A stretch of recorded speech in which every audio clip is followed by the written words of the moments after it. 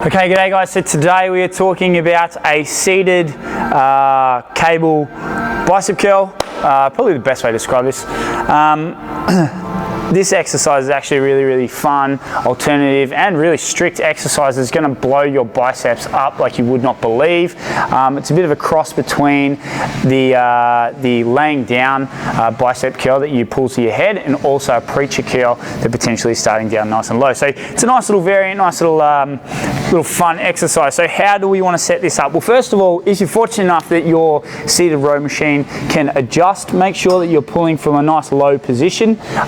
Probably starting below your hands, because we just want to make sure that the mechanical tension is staying on, although I know that it's working up and down in that axis. However, depending on the base of this will depend how much tension or how much harder this exercise is. So we're going to start with this at our longest point is going to be below our hands. Okay, so how do we want to set up for this?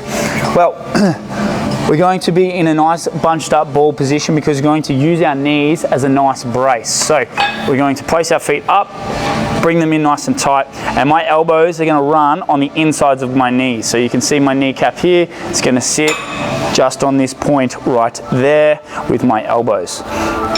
Now, from here, I'm going to pull my shoulder blades back and down, and from this position, I'm curling towards my head. So coming up and back out, up and back out. Okay, and this is going to load up your biceps. Now, why do we want to pull our shoulder blades back and down? That will generate stability. What we know about our biceps is that it goes over two joints. It goes over the elbow joint and goes up into our shoulder joint. So if we can create as much stability through joint number 2, then all that load is going to shift and move straight into our biceps. We also know that by creating a stable base, we can generate more tension through the working muscle, generate more force, and as such, we are going to be able to accumulate tension over a longer period of time, which is going to then result in potential hypertrophy effects at a greater rate. Okay, so what else we want to realize is that we want to create with our biceps a nice straight line of pull. People find themselves in a little bit, can develop elbow issues when they start curling in these patterns like so, allowing these elbows to flare out. What we are looking to do is create 3 points in which are going to always align. Our wrist point, elbow point, our shoulder joint are always going to be in nice alignment. Now, some people go, oh yeah, but if you slightly twist out, you're going to get yourself a little bit more lateral head of the bicep. All that little twist that they're referring to is coming up, and then slight twist. You could just twist your wrist slightly or take your pinky to the outside of your shoulder. So there's a really good idea is that obviously you're probably not going to be able to twist because you've got to break the bar in order to do that. But if you pull through your pinky, you're probably going to get that lateral head anyway. All right. Although you're still just going to stimulate all your biceps.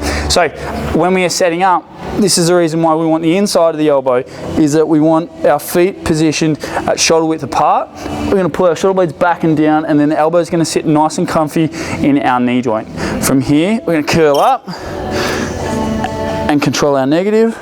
Keep that tension on that working muscle the entire time. Shoulder blades are pinned back and down, and we are just pulling all through our bicep. Okay, what we don't want to occur is to go lax like so. Okay, and you can see my shoulders are lost and my elbow joint's taking all of this load. We want to make sure that we're pulling back and down, we're keeping that tension through the bicep so that the elbow joint isn't taking all the load, and we're creating a nice stable position to pull from with our shoulder blades back and down, and we're just going to be curling like so. Whew. Okay. And team, that there is how you want to go about doing a seated bicep curl.